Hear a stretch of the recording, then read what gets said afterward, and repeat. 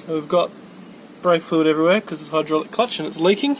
So we're going to have to rebuild it and work out what's wrong with it.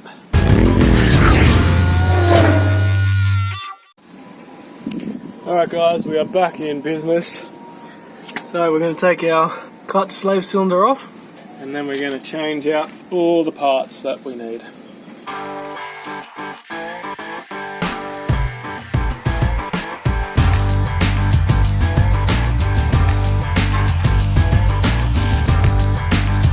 Alright, so let's disassemble this and put a new seal, spring and dust seal in there. What you're supposed to do is disassemble the whole thing, undo the banjo bolt and disconnect it, and then use air pressure to push the piston out, but I haven't got air here. Very slowly coming out. And then stop. And we're out of fluid at the top.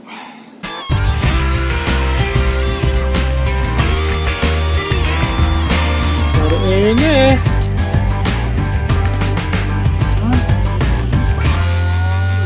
Just there. And there goes all the fluid. And there's the piston, there's the spring. So we've got all new bits. Look how filthy it is in there. So lucky we've done it. Flushed it out nice and thorough. So I'm going to take this seal off, put the new one on, put a new spring in it, lube it all up with brake fluid, clean it all down. I'm going to use this hone, which I'll put a link for in the description if you need one. It's pretty good, it was cheap, and it does like a variety of different sizes. It's going to do this one just fine. So I'm going to stick that in there and give it a little hand twist, just to fix it up a little bit.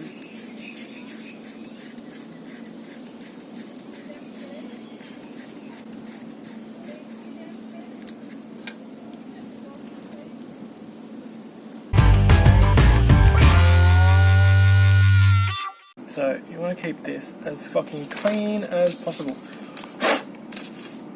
So doing it outside in the dirt with impending rain, as we are right now, it's not really ideal. Yeah, we're not reusing it, so we've been pretty brutal with it. That's the new seal, so we'll clean up the surface.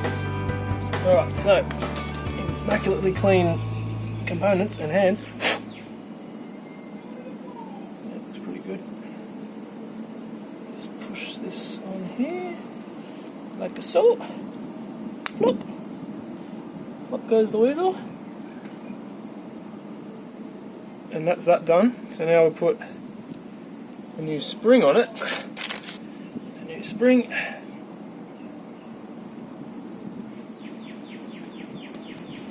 Set that on there nice and goodly.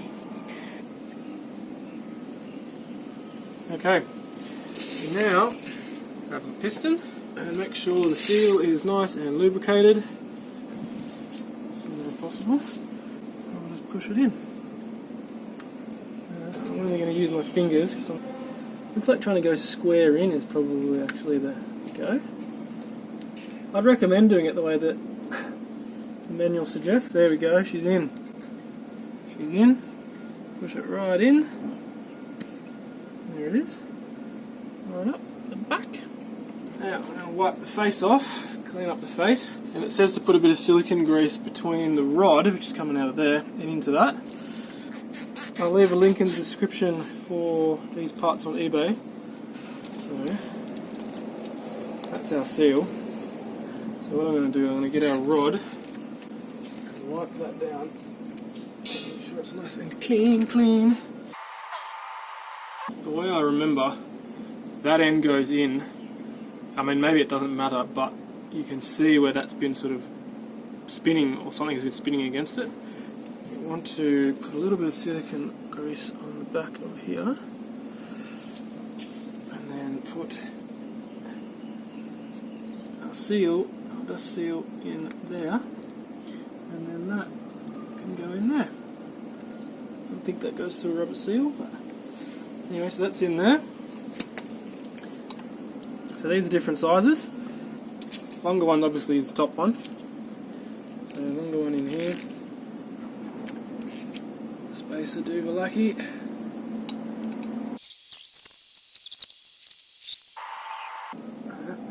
happy that that's bedded down nicely. Alright guys, so let's bleed the system. Somehow there's still fluid in there, which suggests that it's not flowing very well. So we just top it up and we bleed it through. Key with bleeding is never let this run down to let air into the top of that. Right, so sometimes you can just let it self-bleed. Just open it up and the stuff will just drip down there by itself. And other times, that is not adequate. Now that looks good, we've already got fluid there. So I'm going to have to do it one hand at a time. I don't know if you're going to see all of it. Let's see if I can put you in the bin and see if it'll work.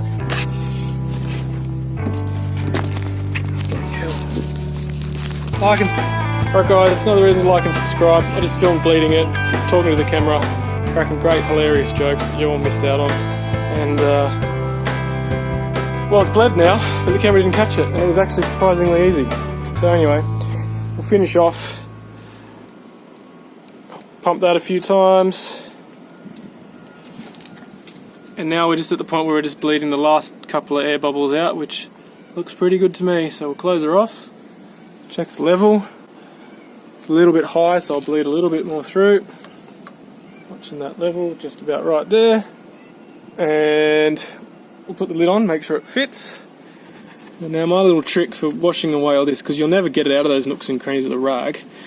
And if you leave it there, it'll just eat away the paint. So my trick with that is, once I'm all happy with how clean it is and I've wiped as much of it off as I can, I just splash it down with some water, hose, bucket, whatever, just to get the last of the brake fluid off, because it's water soluble, so it just washes it away. But if you don't, it'll destroy your paint. That's what a single drop has done unchecked on that. That's old paint, so it's nice and hard. And this, under there, you can't see it, but you can see a bit hanging down. This is the paint off my engine cover. So very old paint, very strong paint, very good quality paint from the factory, and that leaking slave cylinder has ruined it. But luckily you can't see it because it's under there. So anyway, we are just about ready for a test run. Now guys, that is the little engine cylinder hone. Small, it's a little cylinder hone. Good for brake parts, clutch parts, small engines. Perfect for motorbikes, really.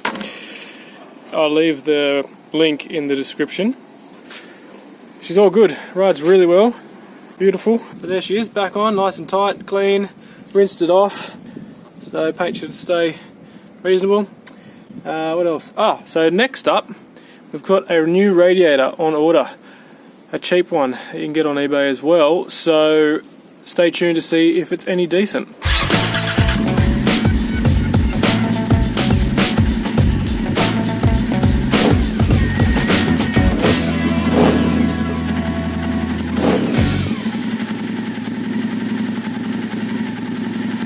Definitely a bit more exciting than the Ag 200.